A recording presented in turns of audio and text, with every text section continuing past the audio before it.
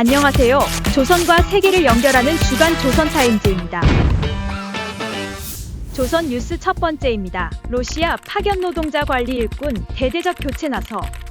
조선 당국이 러시아 파견 노동자들을 감시하고 통제하는 관리 일꾼에 대한 교체 작업에 나선 것으로 알려졌습니다. 5일 데일리 NK 조선 내부 소식통에 따르면 지난달 중순 러시아 노동자 관리 일꾼 교체에 관한 중앙당의 방침이 내각 국가보위성 간부부에 내려졌습니다. 중앙당은 해당 방침에서 러시아에 파견돼 있는 건설 회사의 사장, 당비서, 보위지도원 중 문제가 있다고 판단되는 인원을 우선 송환하라고 지시했습니다. 특히 당국은 관리 일꾼이 일괄 교체될 경우 발생할 수 있는 노동자들의 일탈이나 혼란을 방지하기 위해 조선 노동자들이 많이 파견돼 있는 지역부터 순차적으로 교체할 것을 강조했다고 합니다. 소식통은 러시아 노동자들을 관리하는 일꾼들을 교체하겠다고 나선 것은 러시아에서 지속해서 탈북 시도자가 발생하고 있기 때문이라며 조선 사람이 나가 있는 여러 국가들 중 러시아에서 도주하거나 행방불명된 인원이 가장 많다고 했습니다. 이어 그는 국가계획군에 해당하는 외화를 제대로 납부하지 못하는 작업반이 증가하고 있다는 것도 하나의 이유라며 이런 문제를 최단 기간에 퇴치하라는 당의 방침 집행의 일환이라고 말했습니다. 조선 당국에서는 관리 일꾼 송환 방침을 내건 동시에 새로운 파견 간부를 선발하는 작업에도 착수한 상태입니다. 통상 파견 노동자를 관리하는 간부로 해외에 나가게 되면 개인적으로 외화를 챙길 기회가 많아 나가기를 원하는 간부가 많은 것으로 알려져 있습니다. 하지만 조선 당국은 과거 해외 관리 일꾼으로 파견된 전력이 있으면 이번 선발에서 최대한 배제하라는 방침을 세운 것으로 전해졌습니다. 부득이하게 해외 유경험자를 이번 러시아 파견 관리 일꾼으로 선발해야 하는 경우에는 타당한 사유를 구체적으로 밝히고 소속 기관에서 8명 이상의 연명 수표를 받아야 한다는 조건을 내걸기도 했다고 합니다. 소식통은 이번 러시아 파견 간부 선발은 상당히 까다롭게 진행되고 있다며 현지 노동 인력 관리에 대한 간부들의 책임을 강화하려는 것으로 보인다고 말했습니다. 두 번째 뉴스입니다. 조중 화물열차 들어갈 땐 가득, 나올 땐 텅텅. 이유는 조선이 평안북도 신의줄 야오닝성 단둥 간 무역거래에는 수입품만 반입시키고 수출품은 다른 경로로 반출하는 것으로 알려졌습니다. 대북제재 품목이 수출입되는 사실을 감추기 위해 품목별 수출입 경로를 달리하고 있는 것으로 보입니다. 복수의 데일리 NK 소식통에 따르면 최근 중국 야오닝성 단둥을 거쳐 평안북도 신의주로 가는 조중 화물열차가 북측으로 들어갈 때는 수입품이 가득 실려있지만 반대로 중국으로 돌아올 때는 화물칸에 어떤 물품도 실려있지 않고 텅텅 빈 채로 나오고 있습니다. 소식통은 북중 간 화물열차가 나올 때 아무것도 싣지 않고 나온 지가 좀 됐다며 중국으로 나오는 물건들은 지린성 임강이나 훈춘 쪽으로 많이 나오고 있다고 말했습니다. 또 다른 조선 내부 소식통도 단둥으로는 물건이 들어오기만 하고 나가지는 않는다며 나가는 물건은 대부분 양강도나 함경북도 쪽으로 나간다고 말했습니다. 단둥, 신의주가 조중 간 육로무역의 최대 거점임에도 불구하고 조선 당국이 이 경로로 수출품을 반출하지 않는 것은 단둥의 경우 중국인이나 외국인이 접근하기 쉬워 수출입 품목이 외부에 공개될 가능성이 높기 때문으로 분석됩니다. 실제로 복수의 소식통들은 단둥 쪽으로는 주로 대북제재에 해당하지 않는 건설 자재 또는 식료품이 들어간다고 밝혔습니다. 반면 임강이나 훈춘으로는 대북제재에 해당하는 자동차 부품이나 기계, 철강 제품이 북측으로 대거 수입되고 있다고 합니다.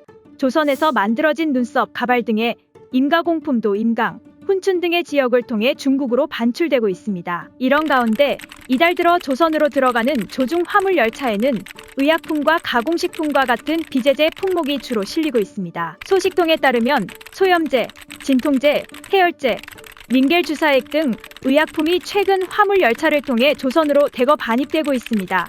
조선 내부에서도 의약품에 대한 수요가 높아 조선 무역회사들의 의약품 수입이 증가했다는 게 소식통의 설명입니다. 소식통은 조선과 중국의 무역량이 늘었다고 해서 대북 제재를 신경 쓰지 않는 것은 아니다라면서 조중 양국이 오히려 서로 불편한 상황을 만들지 않기 위해서 제재 품목은 공개되지 않은 루트를 이용하는 것이라고 했습니다. 세 번째 뉴스입니다. 전이거리 건설 참여 청년돌격대원의 파격 입당 포상.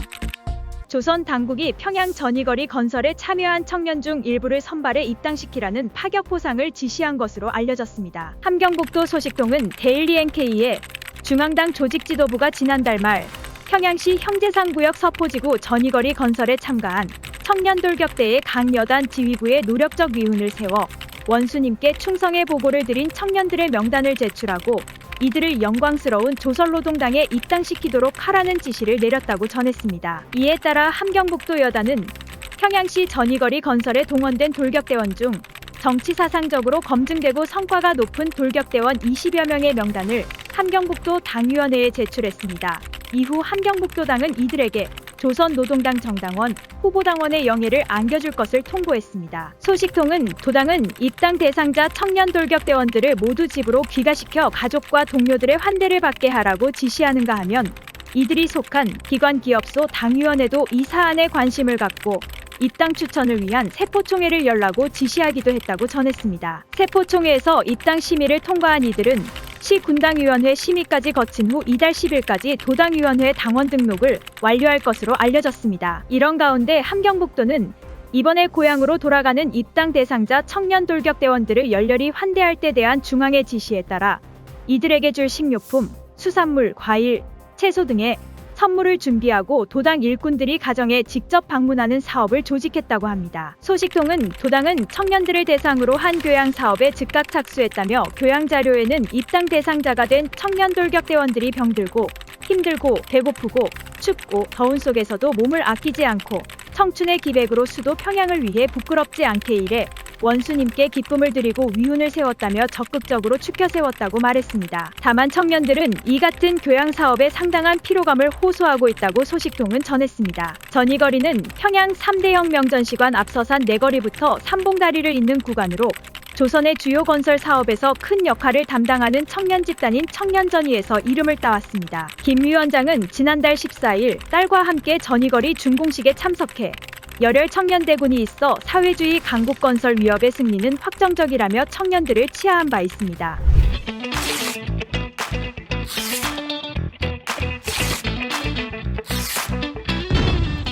세계뉴스 첫 번째입니다. 오물풍선 살포에 대응해 대북 확성기 방송 재개.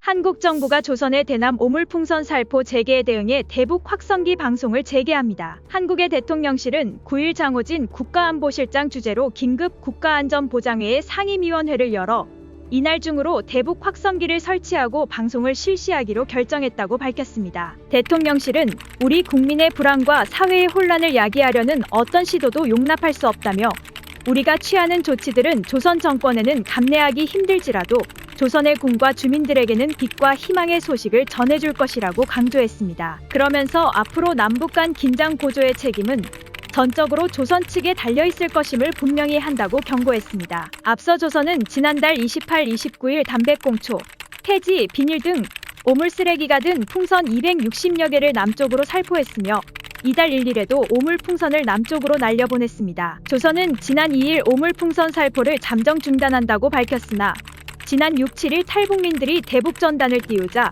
전날 대남 오물풍선 살포를 재개했습니다. 한국 정부는 조선이 대남 오물풍선을 살포하자 지난 2일 긴급 NSC 상임위원회를 열어 대북 확성기 방송 재개 등 조선이 감내하기 힘든 조치에 착수할 것이라고 밝힌 바 있습니다. 이어 지난 4일 국무회의를 거쳐 99 군사합의 전체의 효력을 정지함으로써 대북 확성기 방송 제약 등 접경지 인근 우리 군의 활동을 제약하는 규정을 모두 풀었습니다. 고출력 스피커를 이용한 대북 확성기 방송은 장비와 시간대에 따라 청취 거리가 10에서 30km 수준인 것으로 알려졌습니다. 대북 확성기 방송은 조선 군인과 주민의 동요를 끌어내는 효과가 있어 조선이 민감하게 반응해왔고 남북 대화 때마다 강하게 중단을 요구해왔습니다. 한국 정부가 접경지에서의 훈련 재개도 예고한 상황에서 조선이 이에 반발해 추가 도발에 나설 경우 군사적 긴장이 고조될 가능성도 제기되고 있습니다. 두 번째 뉴스입니다. 베일에 쌓인 푸틴의 두 딸 공개석상에 등장.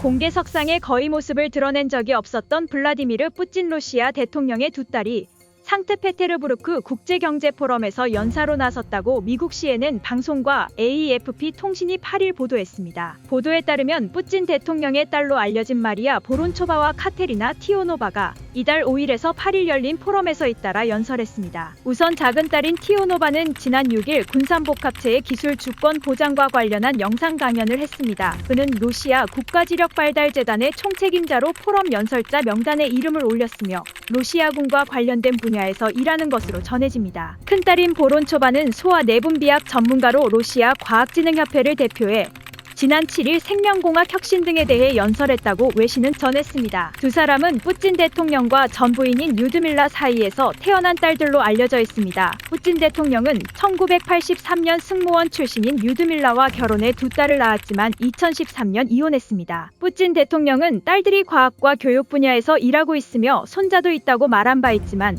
이름을 확인해준 적은 없습니다. 두 사람에 대해서도 친딸이라고 공개적으로 인정한 적은 없습니다. 외신은 두 사람이 최근 몇 년간 포럼이나 업계 행사 등을 통해 점점 더 공개적인 역할을 맡고 있다고 분석했습니다. 두 사람 모두 과거 이 행사에 참석한 적은 있지만 그간에는 티오노바만 연설한 이력이 있고 두 사람 모두 연사로 나선 것은 이번이 처음입니다.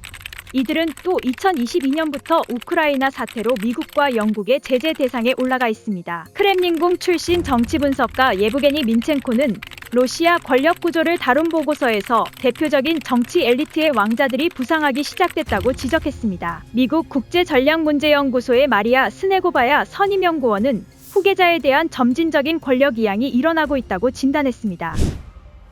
지금까지 한 주간의 세계와 조선의 소식을 전해드리는 주간 조선 타임즈였습니다. 다음 주에도 알찬 소식으로 찾아뵙겠습니다. 감사합니다.